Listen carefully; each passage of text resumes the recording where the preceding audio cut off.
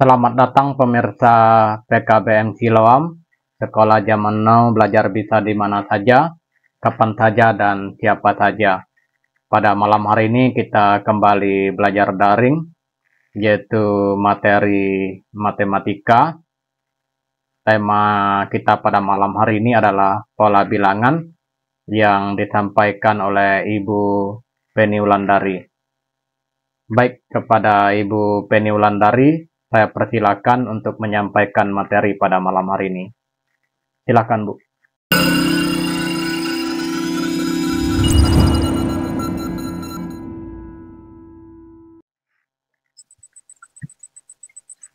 Oke, baik. Terima kasih pada Pak Sekolah kita, Pak Billy, atas kesempatan yang diberikan kepada saya. Hari ini seperti yang sudah disampaikan tadi, bukan berkaitan dengan IPA ataupun biologi, fisika, kimia, tapi matematika gitu ya. Karena memang salah satu yang saya ambil pada semester ini pun masih tetap yang sama, yaitu matematika, IPA, dan biologi gitu ya. Dan saya akan memulai semester genap dengan pembelajaran matematika terlebih dahulu. Nanti kalaupun misalnya masih ada pembelajaran dari saya, kalau untuk pembelajaran keduanya saya akan lanjutkan dengan materi biologi. Kemarin saya sengaja untuk memulai dengan matematika terlebih dahulu. Kalau untuk biologi nanti mungkin kita akan belajar tentang materi jamur. Kenapa? Karena memang di bagian akhir dari materi jamur itu nanti saya ingin memperlihatkan tutorial praktek dari materi atau implementasi jamur itu sendiri, yaitu pembuatan tempe. Itu yang nanti saya akan kasih video step by stepnya, dan nanti pun videonya mungkin akan saya serahkan ke Pak Bile agar bisa diupload juga di YouTube-nya PKBM. Dan untuk hari ini saya langsung saja biar kita nggak lama-lama. Materinya nggak banyak gitu ya, dan ini berkaitan dengan matematika dasar. Matematika dasar ini di judulnya itu saya share screen terlebih dahulu. Oke, karena sudah terlihat saya lanjutkan lagi. Dan tadi sudah disebutkan juga yaitu tentang materi matematika tentang pola bilangan gitu ya. Dan untuk pola bilangan itu sendiri, sebelum kita lanjutkan lebih jauh, ini materinya nggak banyak yang saya kasih penjelasan sedikit lah, kita belajar sama-sama gitu ya, karena memang basic saya sebenarnya utamanya memang bukan matematika, tapi memang karena dari sekolah juga ambilnya bidang MIPA ya, matematika nggak jauh lah dari jurusan yang saya ambil gitu ya, dan kita sama-sama belajar hari ini. Sebelum saya lanjutkan tentang pola bilangan ini sendiri, kenapa saya ambil materi ini untuk memulai pembelajaran matematikanya, karena memang di pola bilangan ini berkaitan dengan berbagai macam hal gitu ya. Kalau misalnya di dunia pekerjaan, biasanya teman-teman di sini mungkin pernah tes baik tes BUMN dan lain sebagainya gitu ya, ataupun tes pekerjaan apapun, biasanya itu akan ada yang namanya tes matematika gitu ya. Tes matematika itu biasanya dalam bentuk pola bilangan ataupun logika. Nah, ini salah satunya yang akan kita pelajari bersama-sama hari ini. Kalau biasanya saya banyak bercerita gitu ya kalau misalnya di materi biologi, tapi di materi matematika ini saya ajak teman-teman untuk sedikit berpikir gitu ya, bantu saya berpikir gitu, dan mungkin nanti kalau misalnya sulit untuk dipahami secara langsung gitu, nanti teman-teman bisa ulang lagi pembelajaran ini di YouTube yang nanti pasti akan diupload di YouTube-nya PKBM. Teman-teman bisa buka lewat sana gitu ya. Dan semoga bisa dimengerti penjelasannya dari saya. Oke, kita lanjutkan, yaitu yang pertama pengertian pola bilangan.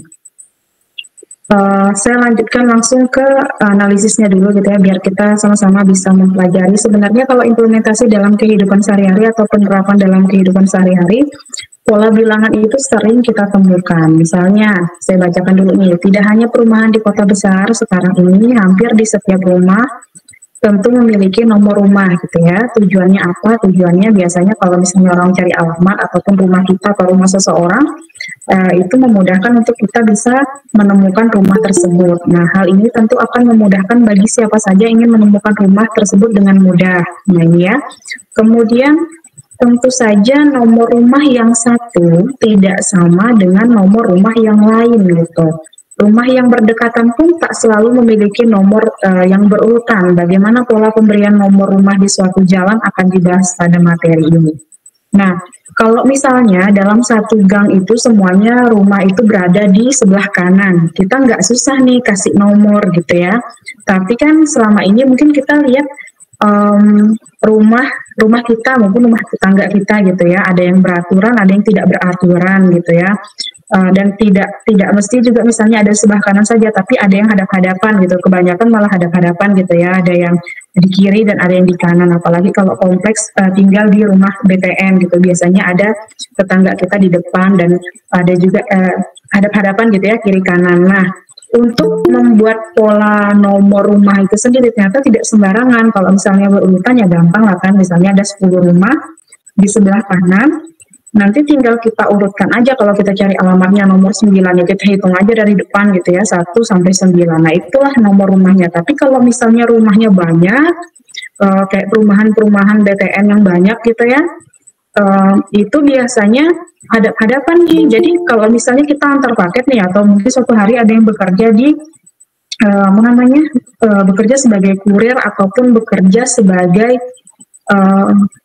pokoknya intinya antar paket, antar barang gitu lah ya. Jadi kan biasanya kita akan dituntut untuk bisa menghafal ataupun skill untuk menemukan rumah gitu ya. Ternyata ini ada dalam pembelajaran matematika. Misalnya kalau kita mau antar barang ke rumah nomor 125 gitu ya. Jadi kita harus udah bisa baca pola nih, kira-kira 125 arahnya kemana ya gitu ya. Oleh karena itu biasanya di blok-blok rumah itu akan dibuat yang namanya blok A, blok B, blok C dan lain sebagainya. Dan di situ pun kita harus punya skill untuk bisa baca peta ataupun nomor rumah orang tersebut. Kemudian, nah ini tadi komplek perumahannya, kita ketahui bersama secara umum penomoran rumah di sepanjang jalan menggunakan pola satu sisi bernomor ganjil dan di sisi lain bernomor genap. Hal ini bertujuan untuk memudahkan siapapun yang ingin mencari rumah yang dimaksud. Selain berupa angka, pola dalam penomoran dapat pula disajikan dalam bentuk gambar. Nah, selanjutnya kita akan bahas ya tentang pola bilangan itu sendiri. Oke, nah ternyata untuk bilangan-bilangan ataupun pola bilangan itu terbagi menjadi 4. Ini kita akan menentukan persamaan dari suatu barisan bilangan. Bilangan-bilangan yang membentuk barisan adalah barisan bilangan. Ini tadi pengertian dari pola bilangan ya. Jadi ternyata pola bilangan itu adalah bilangan-bilangan yang membentuk barisan, yaitu barisan bilangan gitu ya. Barisan bilangan itu sama dengan pola bilangan. Pola bilangan itu adalah serangkaian angka, misalnya 1, 2, 3, 4, 5, 6, 7, 8, 9, 10, itu disebut dengan barisan bilangan. Tapi barisan bilangan tidak semestinya berurutan terus gitu kan. Ada juga barisan bilangan yang pertama pola bilangannya ganjil, kemudian ada juga yang genap, dan yang ketiga pola bilangan Fibonacci, dan yang keempat pola bilangan lainnya atau memang kompleks gitu ya. Yang keempat ini kita akan lihat satu-satu. Oke, pola bilangan ganjil. Pola bilangan ganjil seperti ini teman-teman pasti udah tahu, mulai dari kalau misalnya teman-teman TK ataupun PAUD ataupun SD sampai seterusnya gitu ya, pasti akan tahu yang namanya angka, dan teman-teman bisa bedakan misalnya 1 sampai 10 yang mana sih yang bilangan ganjil, mana yang bilangan genap gitu ya. Ini teman-teman pasti udah mengetahuinya, skillnya pasti udah ada pada teman-teman semua. Jadi kalau ganjil ya tentunya 1, 3, 5, 7, 9, 11 dan seterusnya itu adalah bilangan ganjil. Kemudian kalau misalnya seperti ini kenapa kita perlu tahu rumusnya gitu. Ternyata dia ada rumusnya. Kalau misalnya kita mencari suku pertama, misalnya saya jelaskan dulu nih. Barisan bilangan ganjil dibentuk oleh bilangan ganjil. 1, 3, 5, 7 itu adalah bilangan ganjil. Dan persamaan dari barisan bilangan ganjil untuk suku ke n ini maksudnya suku pertama, kedua, ketiga, keempat. Jadi n ini bisa berubah tergantung posisi mana yang kita cari. Posisi itu maksudnya suku ke satu. Di sini kan posisi satunya di pola bilangan ganjil itu 1 ya. Kemudian suku keduanya 3, suku ketiganya 5, suku keempatnya 7 dan seterusnya gitu ya. Jadi kalau misalnya kita cari cuman sebatas suku 1 sampai suku ke-10 ataupun suku 5 itu gampang, tinggal kita urutkan. Misalnya suku satunya 1, suku ke-5-nya 9, suku ke-10-nya 19. Gampang, tinggal kita urutkan. Tapi kalau misalnya teman-teman ya ada di soal, biasanya kalau soal-soal tes, saya pernah ikut soalnya waktu itu, dia ada yang namanya, nanti soalnya nggak bakalan ditanya suku pertama dari pola bilangan ganjil itu apa, nggak akan ditanya seperti itu, tapi yang ditanyanya adalah misalnya suku ke-100 dalam pola bilangan ganjil, ataupun tidak disebutkan pola bilangan ganjil, misalnya langsung deretan angka sebagai berikut, 1, 3, 5, 7, 9 gitu kan, titik, titik, titik, titik gitu, nanti ditanya suku ke-100-nya berapa gitu kan, jadi kita harus sudah paham dulu nih, harus tahu rumusnya, karena kalau misalnya kita urutkan dari 1 sampai 100 ataupun 1000 itu akan sangat-sangat buang waktu dan lama gitu ya. Oleh karena itu, untuk pola bilangan ganjil itu rumusnya adalah U ini suku maksudnya, N ini suku keberapa, misalnya yang kita mau cari di posisi 100 gitu ya, misalnya rumahnya di posisi 100. Terus di posisi 100 itu nomornya berapa gitu kan, nomor dari rumah itu sendiri. Jadi rumusnya adalah 2 dikali N dikurang 1. Ingat ya, N itu adalah nomor dari yang mau kita cari. Kita kan mau cari posisi 100 nih. Jadi suku ke 100 ini sama dengan 2 dikali 100 dikurang 1 gitu ya. Jadi diingat 2 dikali 100, 200 dikurang 1 sama dengan 199. Jadi dia mirip-mirip lah ya. Jadi kalau misalnya ini tadi kan 10, urutan ke 10-nya 19, dan ternyata di urutan ke 100, nomor rumahnya adalah 199. Jadi gampang lah ya pola bilangan ganjil. Nanti kalau misalnya sulit dimengerti bisa diulang lagi di YouTube-nya PKBM. Oke, saya lanjut lagi untuk pola bilangan genap. Nah, tadi kan ganjil ya. Kalau genap dia lebih gampang sih kalau menurut saya, karena rumusnya nggak panjang. Kalau yang ganjil tadi, dia 2N dikurang 1. Kalau misalnya untuk pola bilangan genap, dia cuma 2N. 2N itu maksudnya 2 dikali N gitu ya. Nah, kalau untuk pola bilangan genap sama kayak tadi, kalau ganjil kan 1 gitu ya, kalau genap itu 2, dimulainya dari 2 maksudnya, 2, 4, 6, 8, 10, dan seterusnya, itu dimaksud dengan bilangan genap. Nah, kalau misalnya ada pola soal seperti ini, nanti rumusnya adalah 2 dikali N, ingat jangan sampai lupa, N-nya adalah suku keberapa yang mau kita cari. Kalau misalnya contohnya masih sama, kalau misalnya kita mau cari nih, di pola bilangan genap seperti ini, kita mau cari posisi 100, kira-kira nomor rumahnya berapa ya gitu kan, dan kita masukkan saja rumusnya gitu. Rumus ini sih memang sebenarnya harus kita hafal juga, harus kita ingat, tapi saya pikir nggak terlalu susah lah ingatnya gitu ya.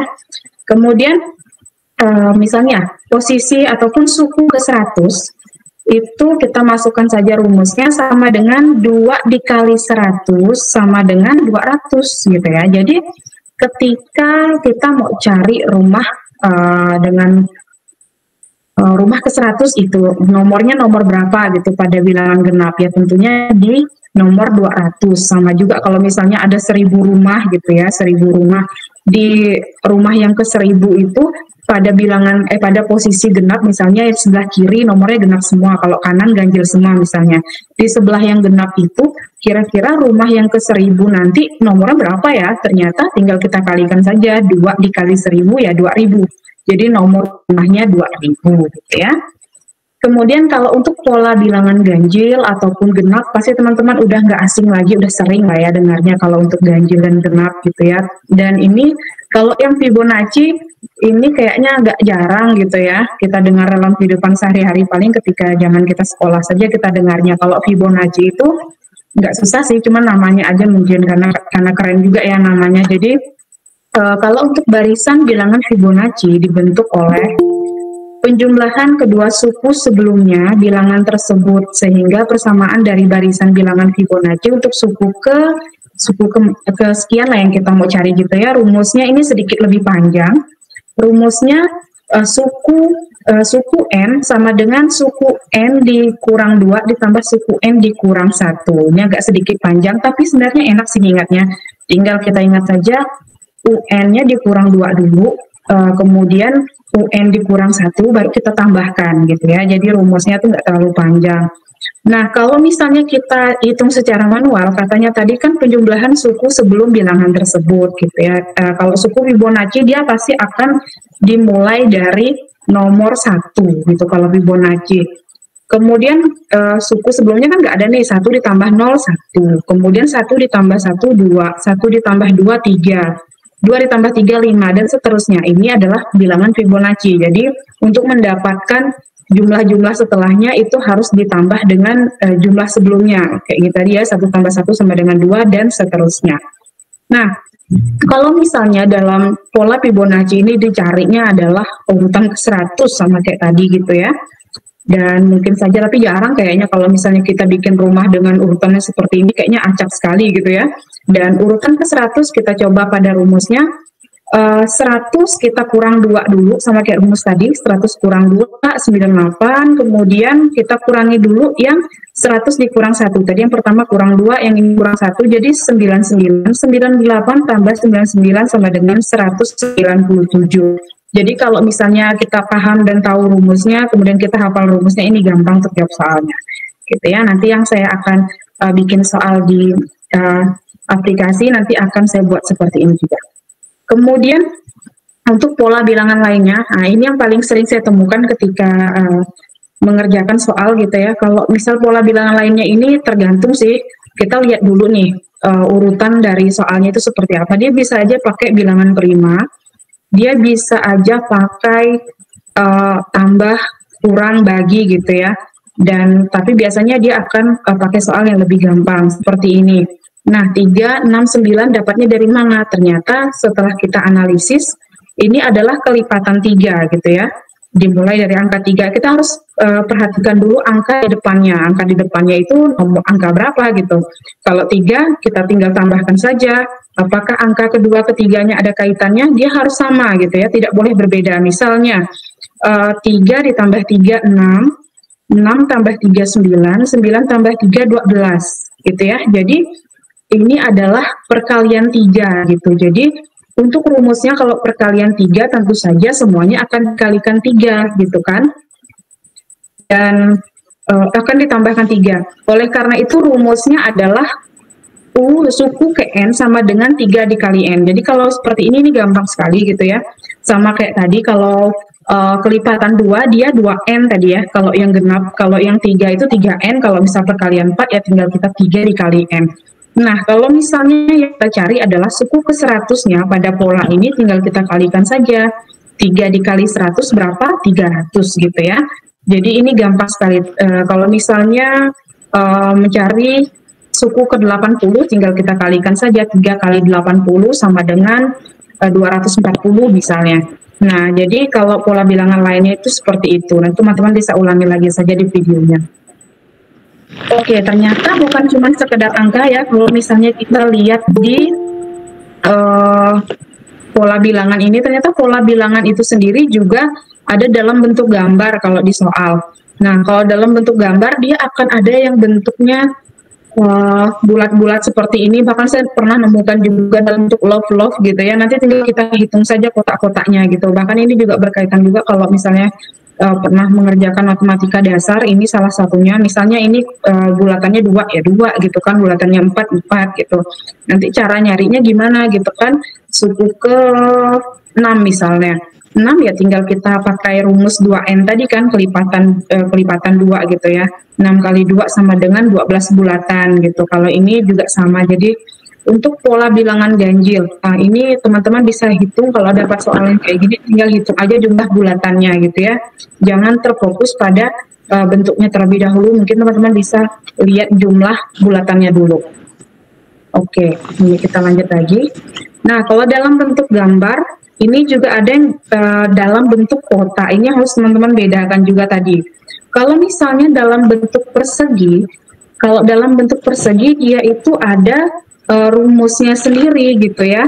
Ternyata kalau dalam bentuk persegi itu rumusnya adalah N kuadrat. N kuadrat itu maksudnya adalah N itu suku keberapa yang mau kita cari, misalnya posisi ke-6 nih, 6 ini kotaknya ada berapa ya gitu kan.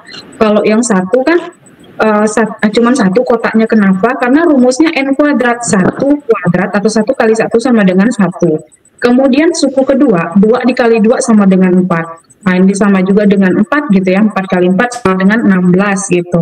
Kemudian untuk suku ke-6-nya juga sama, tinggal kita kuadratkan saja, 6 kali 6 sama dengan 36 kotak. Ini khusus untuk rumus pola bilangan persegi. Kalau misalnya untuk pola bilangan persegi panjang, dia beda lagi nih rumusnya. Kalau misalnya untuk rumus persegi panjang, itu adalah N ditambah 1 gitu ya, suku keberapa misalnya kita cari. Nah, jadi kalau misalnya kita mencari suku ke-1 gitu ya, tinggal kita masukkan saja 1, kita utamakan dulu ya, ingat kalau misalnya di dalam matematika itu punya aturan, kalau misalnya kita mau mengalihkan sesuatu, kita harus lihat atau menjumlahkan sesuatu, kita harus lihat dulu pola dari rumusnya. Kalau misalnya di situ ada yang namanya kurung gitu ya, tanda kurung, itu harus diutamakan. Misalnya N dikali N ditambah 1. Tentu kurung itulah yang harus kita utamakan. Kalau misalnya N itu adalah posisinya 1 dalam kurung 1 ditambah 1. Jadi 1 dikali 2 sama dengan 2. Jadi pola persegi panjang rumusnya adalah N dalam kurung N ditambah 1. Semoga bisa dimengerti ya. Kemudian untuk yang selanjutnya saya lanjutkan aja. Untuk bilangan segitiga, dia juga punya rumus sendiri ternyata. Kalau misalnya persegi tadi N kuadrat, kalau misalnya persegi panjang N dalam kurung N ditambah 1, kalau misalnya untuk bilangan segitiga tadi setengah N dalam kurung atau dikali N ditambah 1. Jadi kalau posisinya ada dalam kurung gini, yang di luar kurung ini dikali dengan bilangan yang ada di dalam kurung. Tentunya kita jumlahkan terlebih dahulu gitu ya. Kemudian ini yang terakhir nih, contoh soal. Saya langsung saja ke contoh soalnya. Misalnya salah satu sisi jalan raya rumahnya bernomor 1357 dan seterusnya. Ini adalah pola bilangan ganjil kalau kita lihat ya. Tentukan nomor rumah yang ke 199. Nah, rata-rata soal yang kita temukan itu kurang lebih seperti ini. Gitu. Nah, ini penjelasan panjangnya biar agak sedikit mudah dimengerti. Untuk menemukan nomor rumah yang ke 199, tentu saja kita tidak menuliskan 199 sebagai nomor rumah tersebut gitu ya. Karena kenapa tidak menuliskan itu sebagai nomornya? Karena kan rumahnya tadi ada yang hadap kiri, ada yang hadap kanan, posisinya kiri kanan, dan sebelah kiri misalnya ganjil, sebelah kanannya genap. Kita akan menemukan rumus suku ke N atau suku ke 199 dengan cara sebagai berikut. Oke, rumusnya itu kita cari kayak gini ya. Misalnya suku ke 1 itu sama dengan 1. Ini posisinya kita dapat dari sini ya. Suku 1 tadi posisinya diambil oleh nomor 1. Kemudian kita pecah nih untuk mendapatkan 1. 1 itu ditambah dengan 0.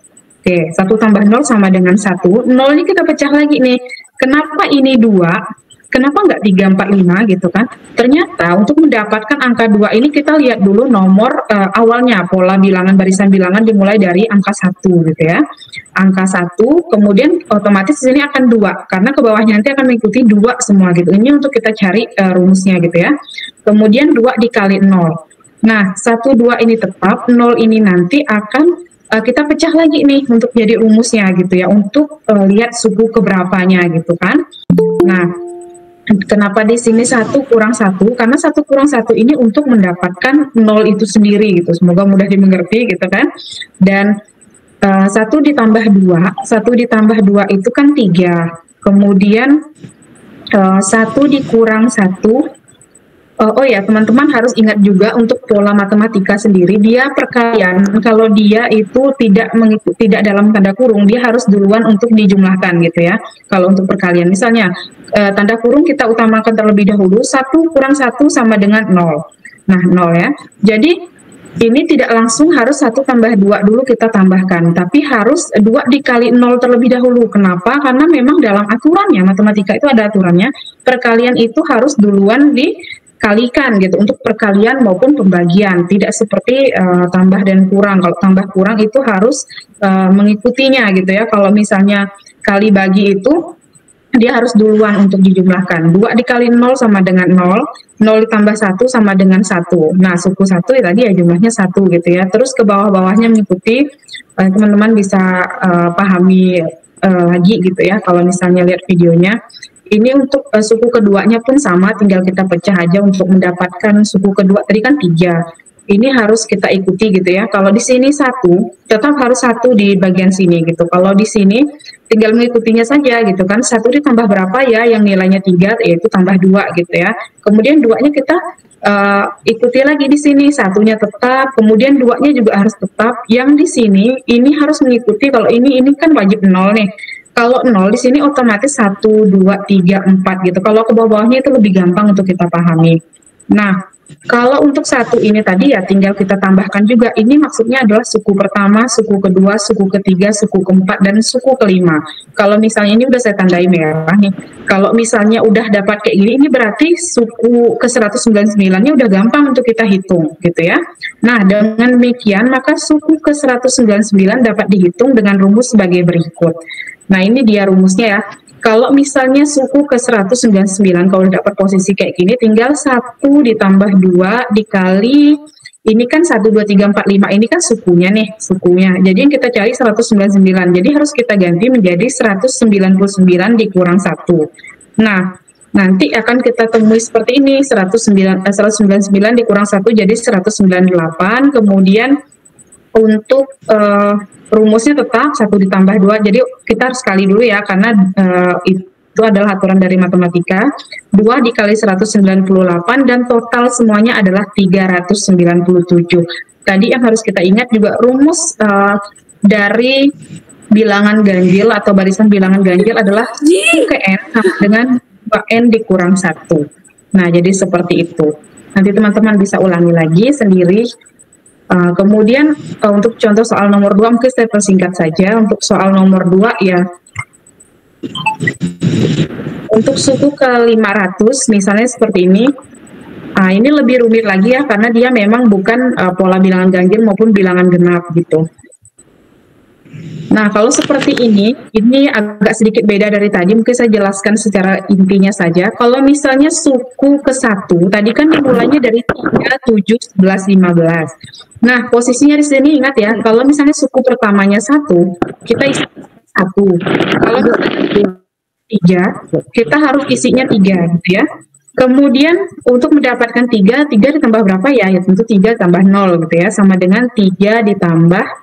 Kalau ini nih kenapa 4, sama tadi yang sudah saya jelaskan juga, kalau misalnya angka pertamanya adalah 3, jadi otomatis di sini harus 4 gitu ya. 4 dikali berapa ya yang bisa menjadi 0? Ya 4 dikali 0 gitu ya, dan seterusnya. Jadi itu yang bikin beda tadi, kalau misalnya angka pertamanya 1, kita isi 1 di sini.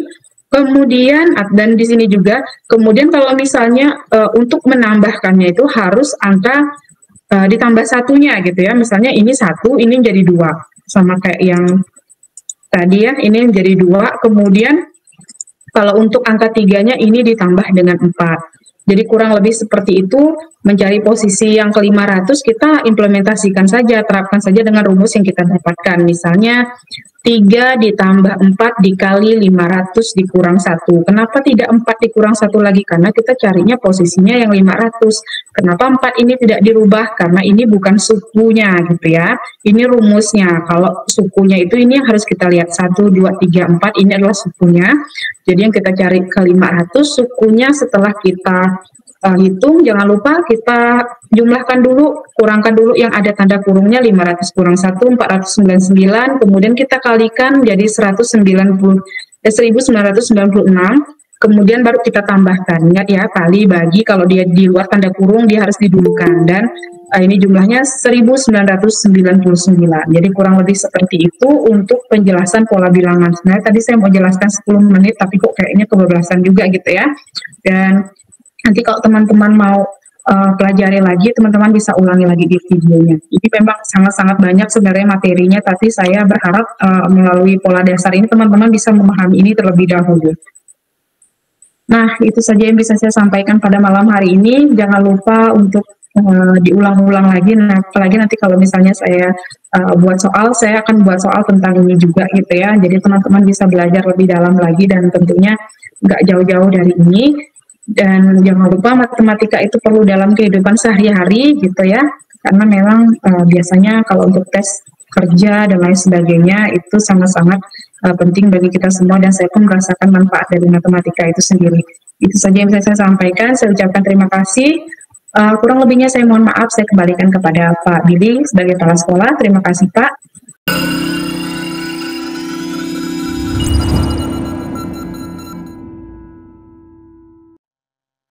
Oke Bu, terima kasih atas materinya yang sangat luar biasa tentang matematika, yaitu matematika dasar, pola bilangan, dan kita dapat memperoleh ilmu yaitu tentang matematika. Terima kasih atas materinya, dan terima kasih kepada tutor yang hadir pada malam hari ini. Ada banyak tutor yang hadir, dan siswa-siswi saya ucapkan terima kasih atas kesetiaannya dalam mengikuti pembelajaran daring. Baik, sebelum kita akhiri pertemuan kita pada malam hari ini, jika ada pertanyaan, saya memberikan kesempatan.